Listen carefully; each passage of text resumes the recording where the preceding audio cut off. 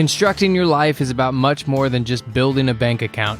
Each week, join real estate entrepreneur and mindset coach Austin Linney as he interviews guests who are constructing their dream lives and impacting the world around them on a daily basis. If you're an entrepreneur or wanting to start a business, or you just want to hear motivating stories of how others have overcome the odds, you are in the right place. And now for your host, Austin Linney.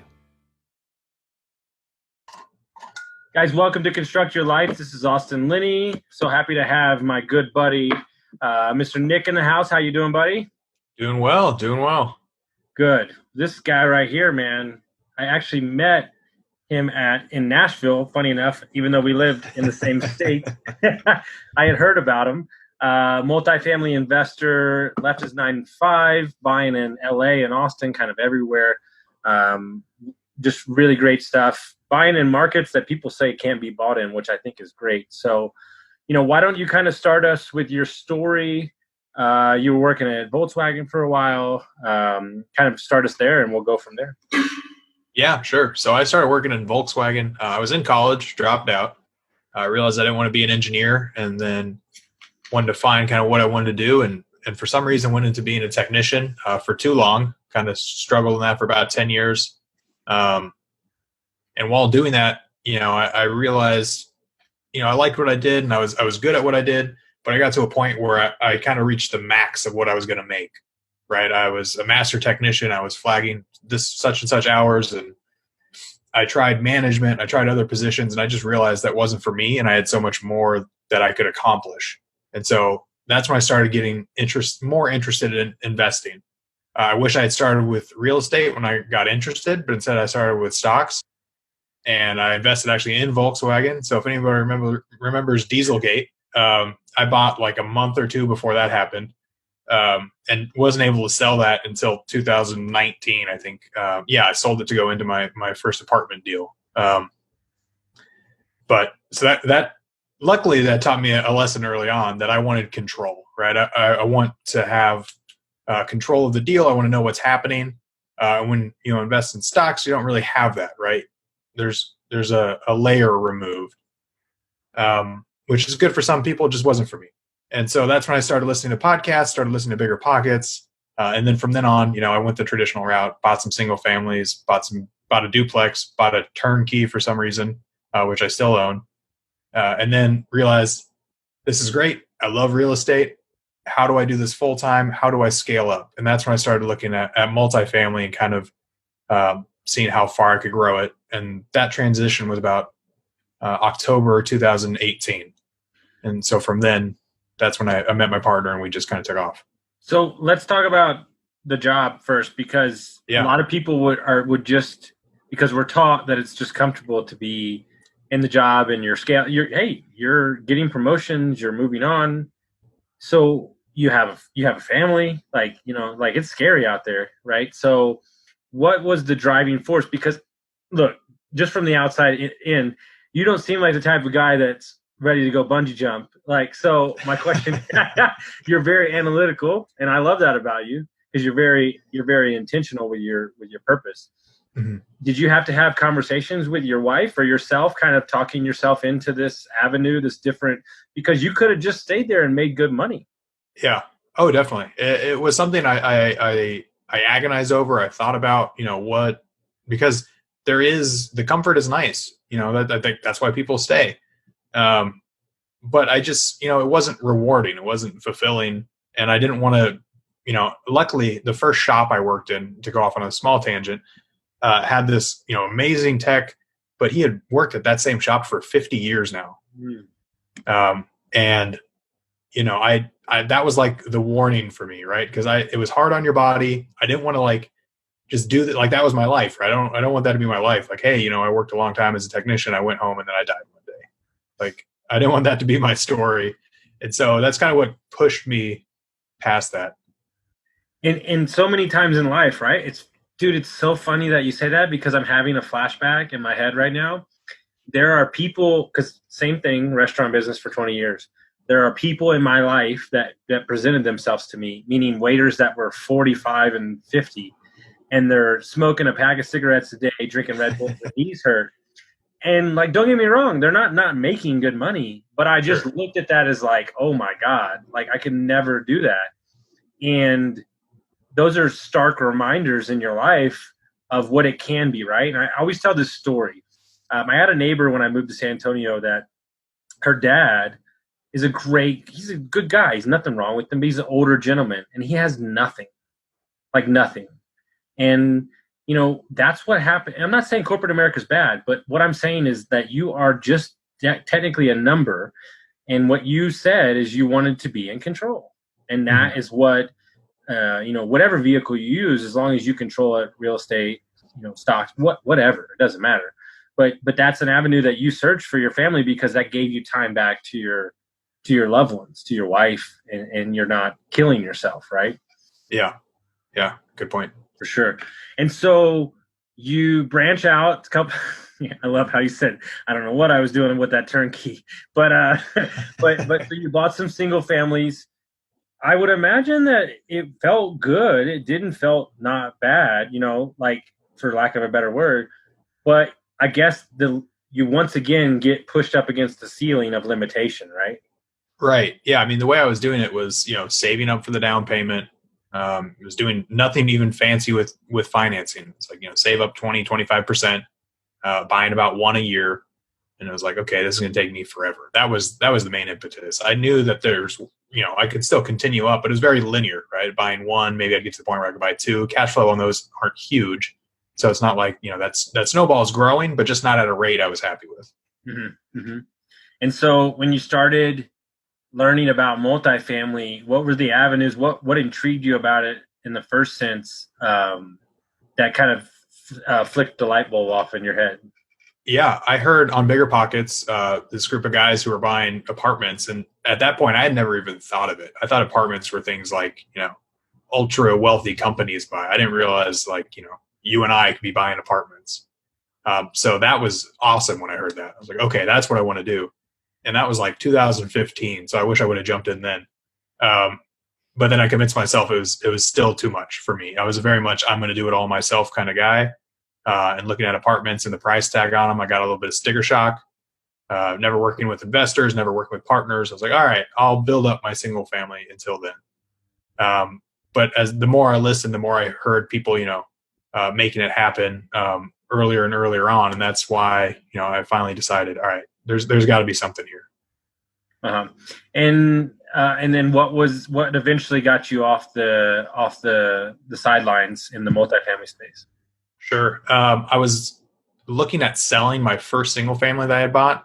I bought in a nice section of Round Rock. I'd appreciated really well, completely by accident, right? I just got lucky. It wasn't something I planned out. And I was looking to put that into more units. And I wasn't even sure if I wanted to be in Austin at the time.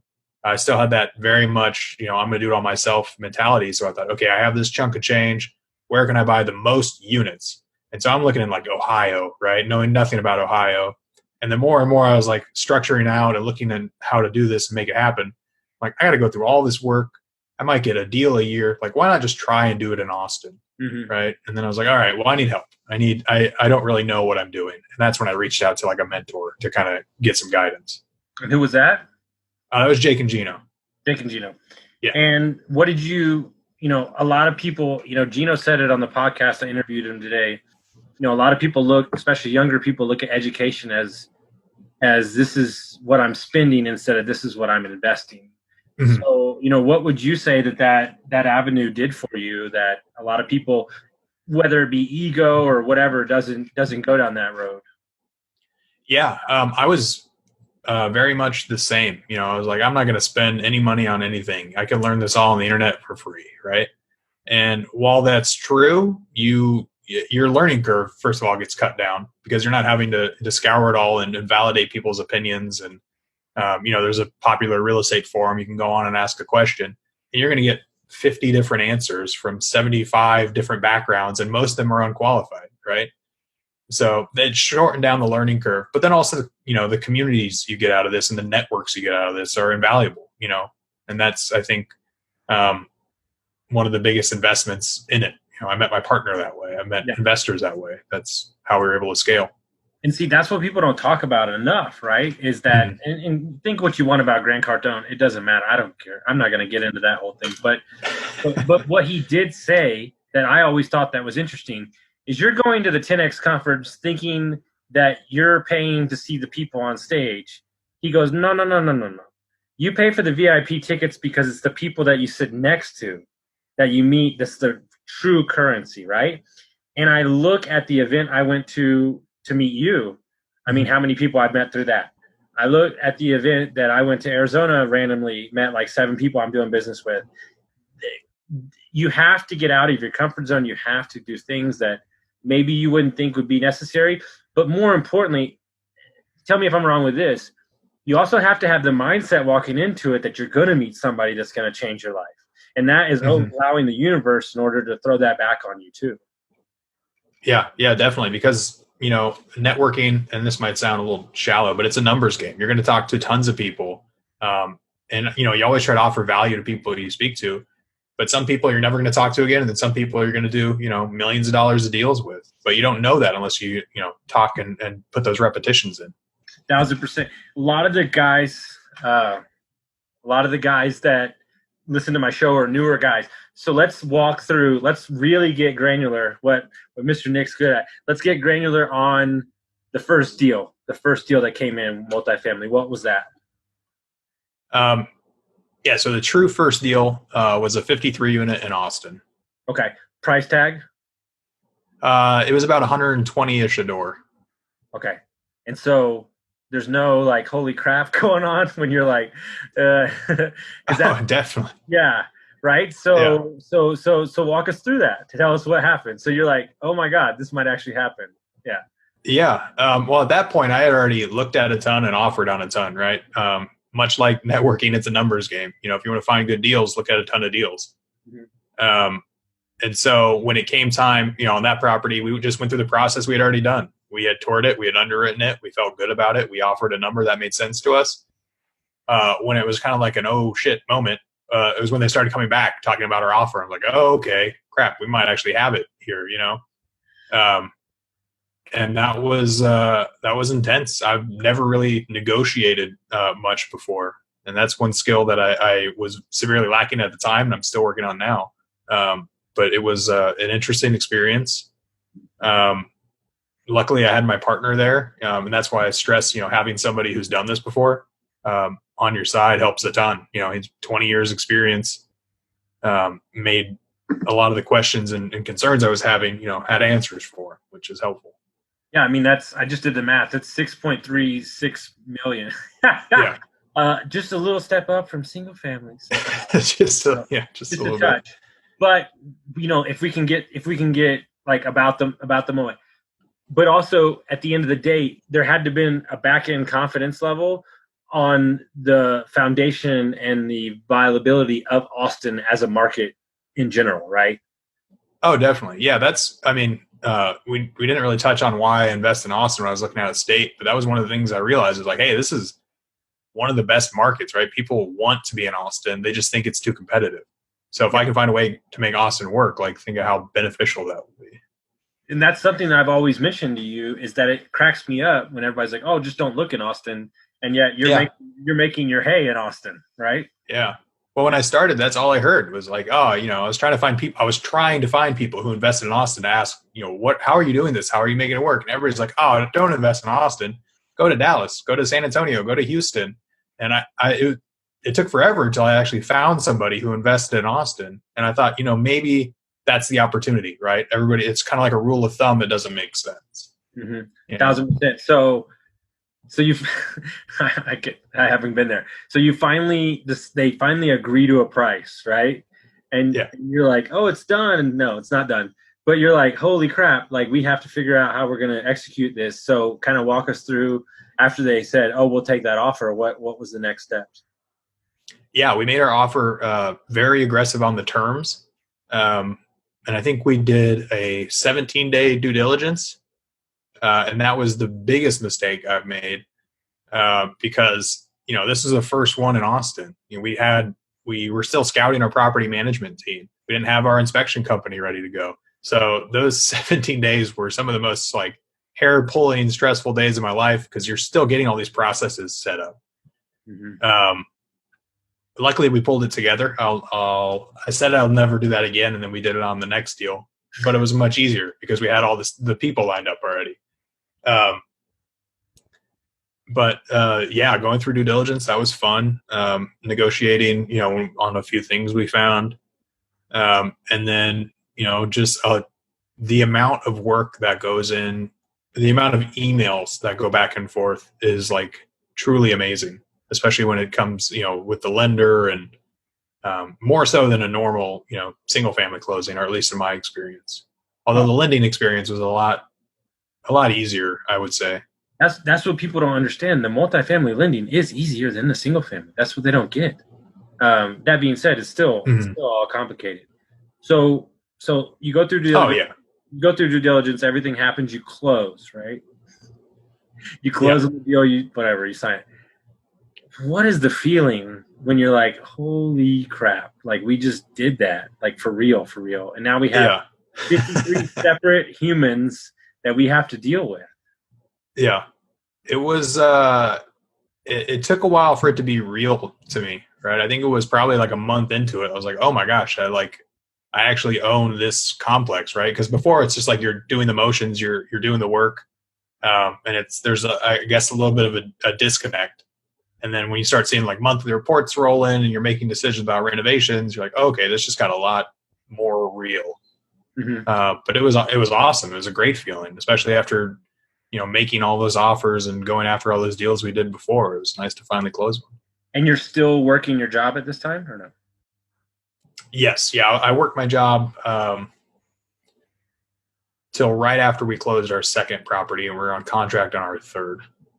So you got done the deal that nobody ever thinks possible, the first multifamily, and you didn't go 15, you didn't go 20. You said, fuck it, we'll just go 53. What through the process, if you just had to highlight real quick, what was easier than you thought and what was harder than you thought? Easier than I thought was going back and forth with the lenders, especially when came time for their appraisal and their reports. I thought they were going to tear it apart. That was relatively painless. Harder was the due diligence and getting everything lined up. Most of my background at that point was all single family. So I was like, call this inspection company. They'll come out, they'll inspect it. I knew we were going to have to do financial and stuff like that. So we had that covered, but getting the physical inspections and lining up your contractors to make sure, go through all your walkthroughs, that was a lot more complicated on a short time span. And so, from the outside looking in, 53 units, bro, you can just retire, right? You don't ever have to work again, right? Ever? I'm being facetious. Yeah. No, I wish. That'd be awesome. But it'd be boring, but what I'm saying is that what people don't talk about enough in real estate is momentum, right? And you just said it. It's not until we got the second one almost closed and we had the third one in contract. So let's go to that second one. How much farther after the first one was the second one? How big was it? Yeah, actually 71 units in Austin. While we were closing on the first one, we were looking for a second one because, the one thing about having a 53 unit property is it's going to be very payroll burdened if you just have that one property. So the first thing we did was start looking around it for another property where we could, share some payroll and get some economies of scale. And we found this one that was brought to us by an off market by a broker. And, actually the process of getting under contract was kind of convoluted, but we finally got it done. And we closed the 53 unit in August, I think August 1st. And then the other one closed in October. Wow. Okay. So right on the back end of it. So you're like 121 units, like boom, right there. And then what was the third one? Yeah. So while we're closing on the second one, my partner and I like, all right, we closed two really quickly in Austin. Let's take a step back and just kind of get these all settled in. And then, like a week later, this property came across our desk and we're like, oh, this is awesome. This is exactly what we're looking for, right? Mom and pop owner, out of state, owned it for 25 years, not charging rents, way below market, 1980s asset in a good location in Austin. It's like, all right, we have to try for this one. And won it, and we're like, oh, okay, crap. How big is this one? Now, that one was just 62 units. 62 units. Okay. Yeah. Wow. So we're almost at 183 in probably a 4 month span. Yeah. About as far as closings go, yes. And just so I'm clear and everybody understands, if I know the story, this is not a syndication. These are funded by y'all, right? Yeah. This was just us. My partner was 1031ing some stuff. So, I mean, guys,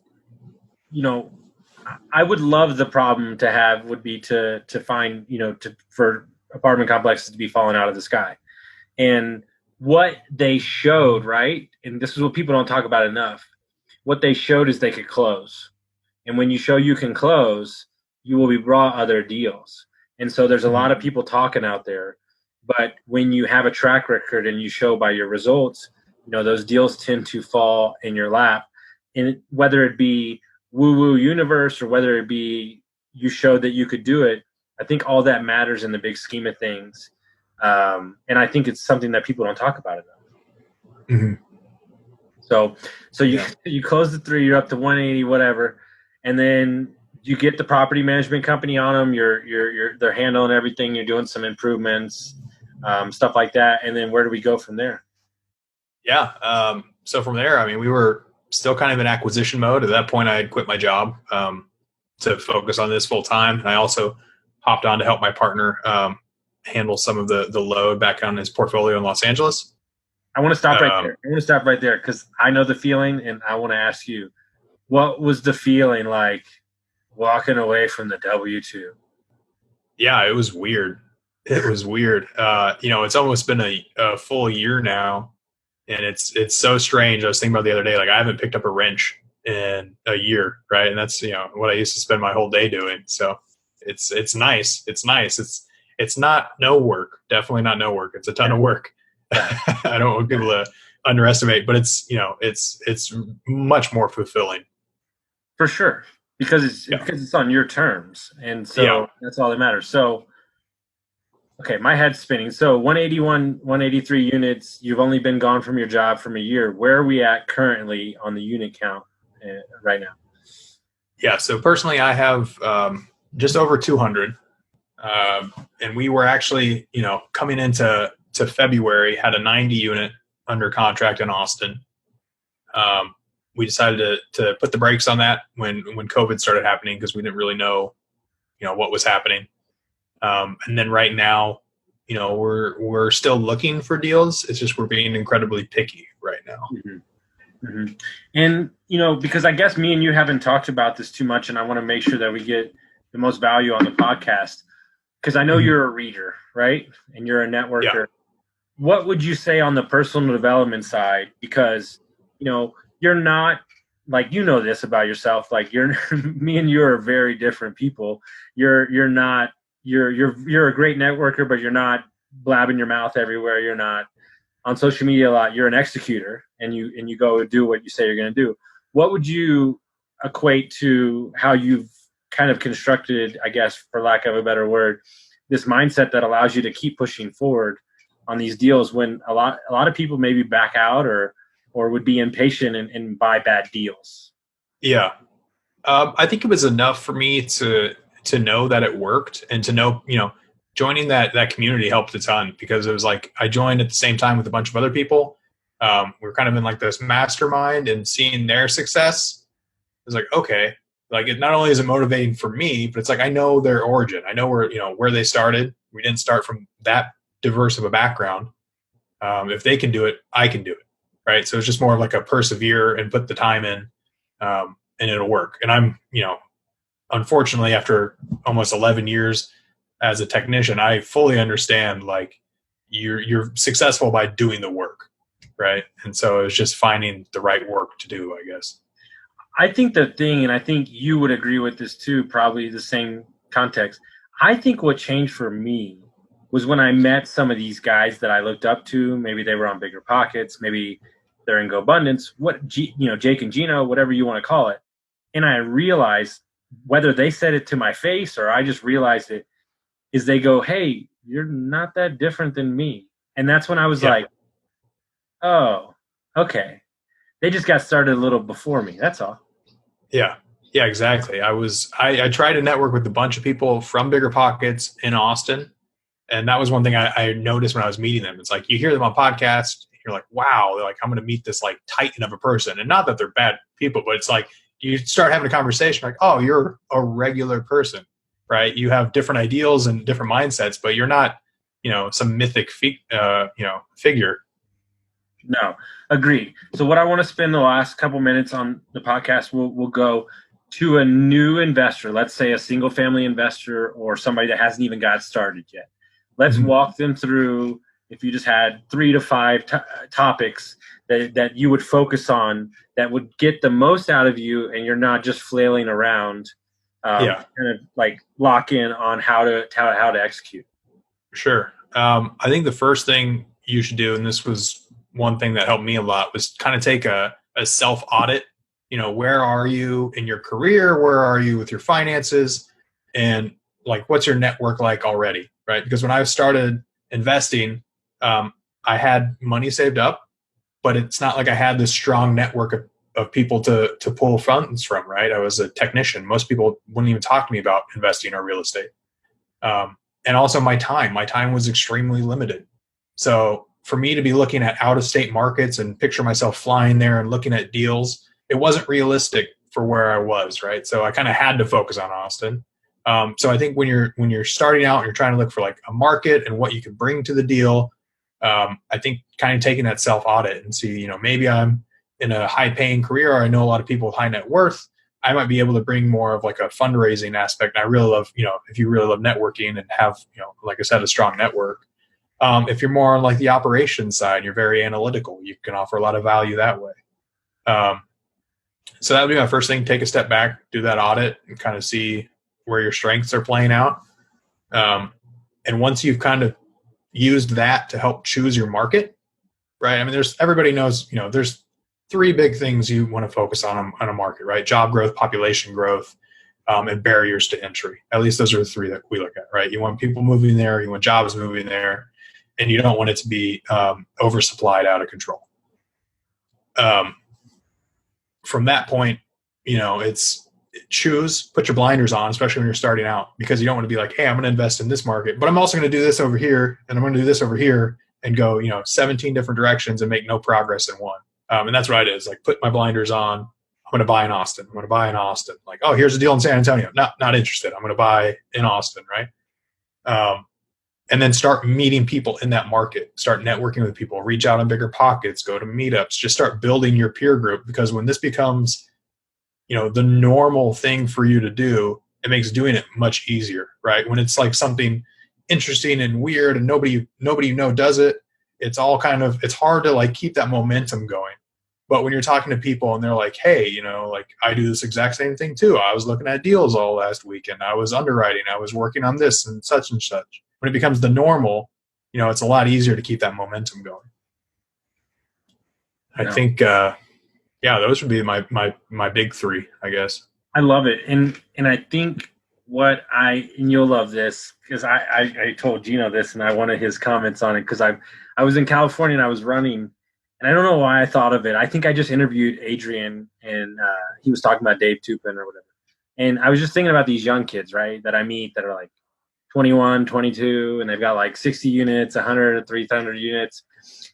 And I'm just like, you know why they've got those many units? Because they just don't know any better. Because lack of knowledge almost helps them, because they have no context to the situation, right? Mm-hmm. Then they wake up at 27 and they're like, oh, I'm retired. Like, if you want something, meaning if you want it, and Nick wants freedom to spend time with his family and go to Colorado and go on vacation. If you want something, there is nothing that will stand in your way, regardless of lack of knowledge, resources, whatever. It doesn't matter. Because what I love about real estate, right, and you probably ran into them from time to time, guys, there are people out there that have 10,000 units and you've never heard their name. They don't speak, they don't talk, they're not on social media. These guys just execute. And I think a lot in life, we get caught up with the flash and we get caught up with the sizzle. And I just had Terry Judge on, who's one of my favorite people in the world. And we talked for 30 minutes about cost segregation. It ain't sexy, but that's how you get wealthy, baby. And people don't understand that insurance, tax code, cost segregation, property management companies are how the big boys make money. And everybody is so quick to post the deal they do on Instagram or so on and so on. It's funny that you said the knowledge got you to where you go. It wasn't until I sold my first property that I was like, oh, you did it. Not only did you do it, you executed it from start to finish. You found the deal. It took 9 months to buy. You bought it right. You put the money in. You didn't have the money. You found the money. You executed Airbnb. You sold it for a huge profit. Holy shit, you might actually know what you're talking about. It wasn't until that happened, right, that you're like, oh. And so what is the daunting task is that first property. But once you knock that domino down, whether it be a mobile home park, an RV park, a single family, multifamily, that is the confidence that you need in order to execute. That's it. Right? Wouldn't you agree? Definitely. Yeah. I mean, once it's a lot of, when somebody says it's possible, that helps. Seeing other people do it, that definitely helps. But the moment you do it, it becomes so much more real. And it's at that point, it's just like riding a bike, right? Like nobody really thinks like this is impossible when you hop on a bike once you've done it. But when you're trying to learn how to do it, you're falling down, you don't like it, but it's like you get going, you get momentum, you learn how to do it. And the next time you pick it up, it's not anything unique. I mean, it's fun, you enjoy it, but it's not like relearning every time. And what would you say if you had to put your hand on like 2 or 3 books that really helped you get to where you're going? What would those books be? Oh yeah. Super cliche, Think and Grow Rich. But that was, actually back it up, How to Win Friends and Influence People. That was the first like self-help, self-development book that I read and really like just changed the way I was thinking. Right. And from there, I transitioned that to Think and Grow Rich. That was the next one I read. So those two combined were just like, like opening my eyes to so many possibilities. And then from there, there's a ton that I've read. The one that I love to recommend to people is Shoe Dog, the Phil Knight story, how he, the creation of Nike. That is a fantastic story. And it really tells like the real side of like being an entrepreneur and starting these businesses and how the struggle is and what, people see the success, but they don't see the action steps. And so I think like seeing that background and all the struggle they went through, it puts what you're going through in another perspective because you're like, oh, this is normal. This is par for the course. Like it's good that I'm here because that's where everybody started. That's where what everybody's going through. 1,000%. And those books, it's funny. I laugh because, How to Win Friends, that's like the Bible, right? I didn't read it till like 3 months ago. And I realized, oh, really? I've been doing this my whole life and I didn't even know this book, but it really is a foundation for everything. Right. And it's so much more. And the reason I love Nick, guys, and I'll just say it out front, he is an amazing human. Like, whatever, dude. Like the real congrats, you got 200 units. I don't care. Like you're a badass person who's cool, and we have a good lunch when we hang out and everything like that, and we know a lot of the same people. This is why I brought him on. The story on the real estate is amazing, but what we're trying to show up for every day is who we are as people. And these books that he's talking about is the foundation for how we treat people around us, our family, and business, right? These are foundational structure to how you treat your employees, your boss, yourself, your family. And it allows you to have basically a blueprint for life is what we're after, to execute. And so if you had to say, we don't know what everything that's going on in the world, but if you had to say like, what is the holy crap goal? Like if you want to share it or don't, like how many units do you want to get to? where are you trying to go? Like, where do you see yourself in the next couple of years? Yeah. Next couple of years, my biggest goal, not my biggest goal, but one of the biggest goals I had was transition from my W-2. And so once I hit that, it was like, okay, let's see how far we can take this. In the back of my mind is I've always had this like very egotistical goal, but I like it, where I wanted to, have a net worth of $620 million by the time I'm 45. Because I wanted to be above where Buffett was at that age. Because he's one of the people I read about and looked up to, and I thought that'd be awesome to achieve that. But at this point, really, it's how do I build what started off as me transitioning my W-2 into like this full-fledged investment business, and just growing that.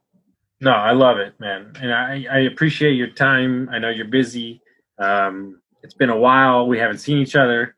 I promise I'll make it to Austin soon, or you come to Arizona. But if they want to, tell them about your amazing podcast that you have, and tell them about ways they can get a hold of you or stuff like that. Yeah, definitely. So the podcast, it's the Wild West Real Estate Show with my partner, Mark. He started it basically to highlight these strategies of people investing in these really competitive markets, global 24-hour cities, Austin, but also like Los Angeles, San Francisco, because you hear a lot of the time you can't invest there, but those are some of the best markets for exponential growth, right? So it's an awesome podcast that highlights those strategies that you don't hear about. And then the best way to reach out to us and learn more about us is just quantumcapitalinc.com, QUANTUM, capitalinc.com. And to reach out to me, it's just Nick, Nick, at quantumcapitalinc.com. That's the best way to reach me is email. And if you have any multifamilies in Austin or LA, he'd love them, and you can partner with them. Yeah, definitely reach out. yeah, I love it, man. Hey, dude, I appreciate your time, my brother. Thank you so much, man. If y'all enjoyed this podcast, make sure you share it, send it to your friends, and I really appreciate it, bud. Yeah, thanks for having me on. You got it.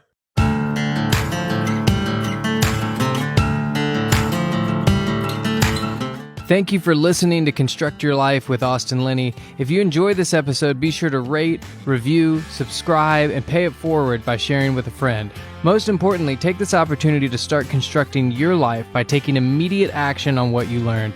For show notes, resources, and more information on one-on-one coaching with Austin, visit constructyourlifepodcast.com.